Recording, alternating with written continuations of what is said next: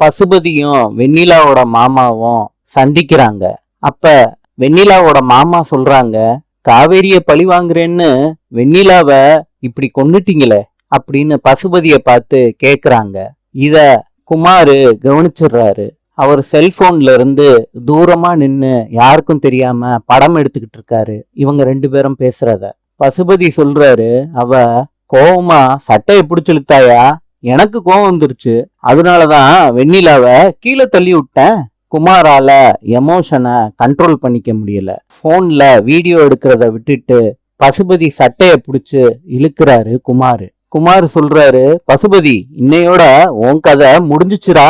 குமாரு அந்த மாலை விட்டு வெளியே வந்து காவேரிக்கு போன் பண்ணி சொல்றாங்க, வெண்ணிலா சூசைட் பண்ணிக்கல காவேரி, பசுபதி தான் மாடியில இருந்து கீழே தள்ளி விட்டுருக்கான் வெண்ணிலாவ.